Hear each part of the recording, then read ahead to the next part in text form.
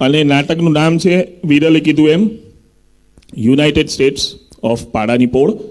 અમારું નાટક એના 200 શો હમણાં જ પૂરા થયા અને રાજકોટમાં 2 વાર ખેલાઈ ગયું અને આજે તમે બધા જોશો એટલે મને ખાતરી છે કે રાજકોટમાં એને પાછું આમંત્રિત કરશો. એનો એક નાનો 7 મિનિટનો સીન અમે લોકો મુખ્યત્વે જીજ્ઞા, હું ખાલી એમાં તાપસી પુરાવીશ, એ ભજવશે. નાટકનું બેકગ્રાઉન્ડ આપવું થોડું જરૂરી છે. અમદાવાદની પોળની વાત છે. પોળ એટલે યુનિટી, પોળ એટલે ચાલી, પોળ એટલે એક એવું કલ્ચર કે જ્યાં બધા સાથે મળીને રહેતા હોય. અને એ પોળ જેને સૌથી વધારે ચાહે છે એવી એક ડોસી છે. ડોસીનું નામ છે મનસી ડોસી. અને જ્યારે દુનિયામાં બીજા બધા એ ઉંમરના 75 વર્ષના વૃદ્ધોને એમ થતું હોય કે આપણે કાશી જઈએ, આપણે ચારધામની યાત્રા કરીએ, ત્યારે મનસીનું એક સપનું છે કે મારે અમેરિકા જવું છે ને સ્ટેચ્યુ ઓફ લિબર્ટીના દર્શન કરવા છે. અને એ સપનું પૂરું કરવા માટે આખી પોળ લાગી છે, પણ ડોસીના વિઝા 3-4 વાર રિજેક્ટ થાય છે અને પછી કોઈ આશા રહેતી નથી. ત્યારે એક ન્યૂઝપેપરમાં એવી આઇટમ આવે છે કે અમેરિકામાં રહેતા કોઈ માણસને એના ઘર માટે એક મેડ જોઈએ છે અને એ બહુ સારું ખાવાનું બનાવતી હોય, એ જરૂરી છે, બાળકોને સારા સંસ્કાર આપી શકે એવી એક ઘરેલું ઇન્ડિયન સ્ત્રીની જરૂર છે. અને આખી પોળ એને એ પરીક્ષા પાર કરવા માટે લાગે છે. ઘણા બધા કેન્ડિડેટ્સ છે, ઘણી બધી સ્પર્ધાઓ થાય છે. છેલ્લી સ્પર્ધા રસોઈની છે અને એમાં ડોસી અને એક જ કોમ્પિટિટર એવું બચ્યું છે. અને ત્યારે એ જે સ્પર્ધામાં જે થાય છે એ તમારી સામે હવે જીજ્ઞા વ્યક્ત કરશે. પહેલાનું માઇક ચેક કરી લઈએ. 1 1 1 2 સરસ, 1. First class.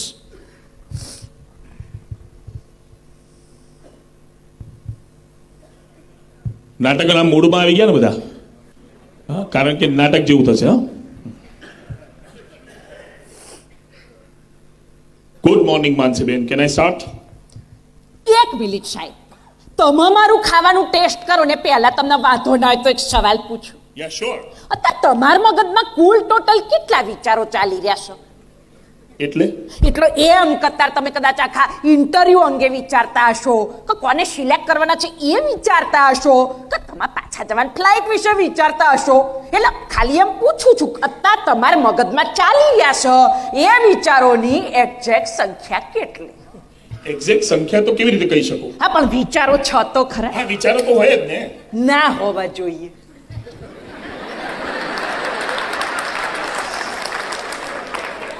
ખાતી વખતે માણસના મગજમાં બીજા કોઈ વિચાર ના હોવા જોઈએ. ખાલી એક જ વિચારો હોવા જોઈએ કે દુનિયા ગઈ તેલ પીવા, મારે હવે ખાવું છે.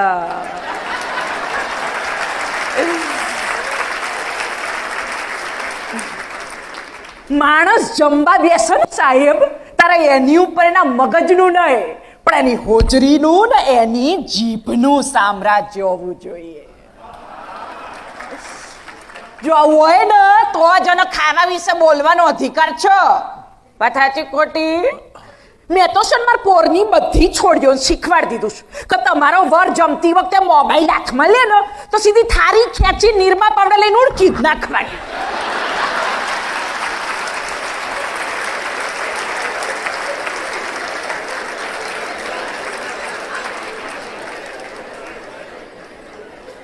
બે દાડામાં સીધો થઈ જાય. કરજો જો, ઘેર જઈને કરજો જો બધાય. હવે તમારા જેવા મોટા માણસને તો આવી ફરજ ના પાડી શકું. પેટે રિક્વેસ્ટ કરું છું કે સુરેશભાઈ, તમે બધા વિચારો બાજુ મૂકીને પછી અમારું ખાવાનું ચાખો ને તો કદાચ મારી કલાનો બરોબર ન્યાય મળે.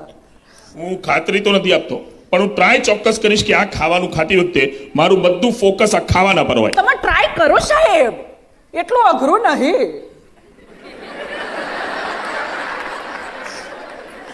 તમે કહેતા હો તમારી મદદ કરું. શેમાં? વિચારો બાજુમાં હટાવવામાં? ઓવર.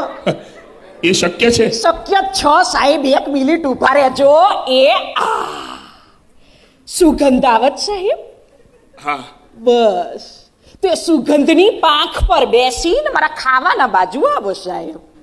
જો જૂના જમાના લગ્નોમાં બનતી હતી ને 4 જ આઈટમ મેં બનાવીશ: દાળ, ભાત, લાડુ ને ફૂલવડી.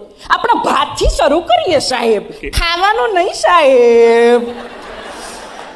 વર્ણન શરૂ કરીએ. ભાતનું વર્ણન. તમે વર્ણન સાંભળતા જાઓ, તમારા મગજમાંથી એક પછી એક વિચારો દૂર થતા જશે.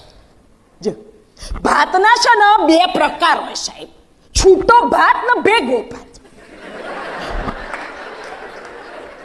મારું પર્સનલી એવું માનું છે, ભાત તો છે ને હંમેશા ભેગો જ હોવો જોઈએ. કાકા છૂટા ભાત પર દાળ રેડો ને એટલે દાળ બધી થારી ફરવા જતી રહે, ભાત બચારો એકલો રહી જાય.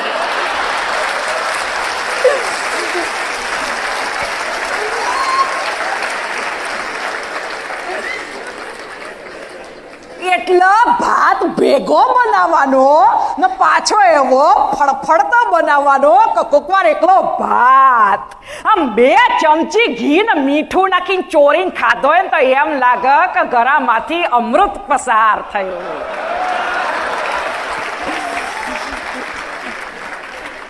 આવો ફળફળતો ભાત બનાવવાનો મેં ટ્રાય કર્યો. શું સાહેબ, 1 મિનિટ સાહેબ. હવે ફૂલવડીનો વારો, એક હાથમાં પકડલો એટલે ચાલો. ફૂલવડીમાં એક જ વસ્તુ યાદ રાખવાની કે દરેક ફૂલવડીમાં એક આખો મરી ઇઝ કમ્પલસરી. માપસરની કરકરી ફૂલવડીમાં એક મરી હોય ને સાહેબ તો ખાનારને એમ થઈ જાય કે કઈ મરી જઈએ ને તોય વધો નહીં. જો તમે તોડો એટલે તમને ખ્યાલ આવશે. તોડવાનું કીધું સાહેબ, ખાવાનું નહીં. મને સેજ ચાખવા તો દો, મારા મોઢામાં પાણી આવે છે. આ તો લાડવા વિશે સાંભળી લો સાહેબ, એટલે પાણીનો ધોધ થઈ જશે. નાયગરા ફોલ.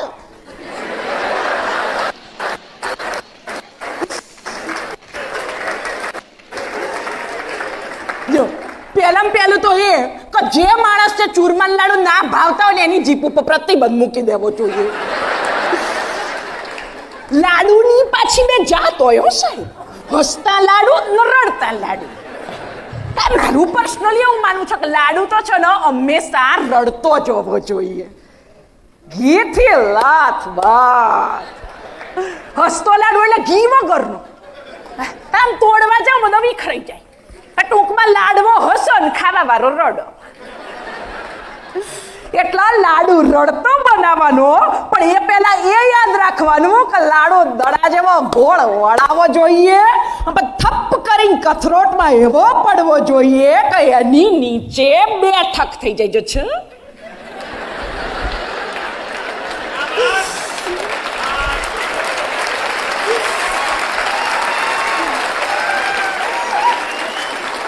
અને એવી બેઠક થાય કે લાડવો જાણે બેઠો બેઠો સીટી મારીને ખાવા મારાને બોલાવતો હોય કે આય ભાઈ હવે મને ખા.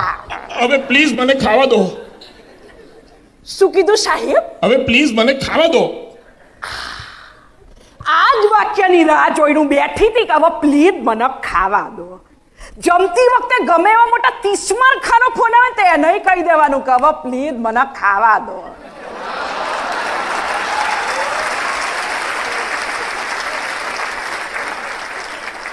તમારે પોતાના વિચારો નહીં કહી દેવાનું કે હવે પ્લીઝ મને ખાવા દો. હવે તમે ખાવ સાહેબ. હવે છે ને તમારા મગજમાં બીજા કોઈ વિચારો નહીં. હવે તમને ખાવાનું લાયસન્સ મળ્યું. ખાવ સાહેબ. સોરી સાહેબ, તમે ટાઈમ લીધો પણ આટલું તો મારો કરવું જ પડે એવું હતું.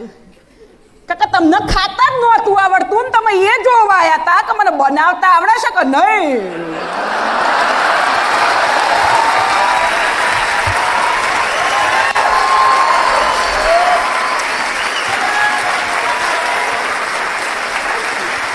क्या बात है Jigna Vyas. Thank you so much.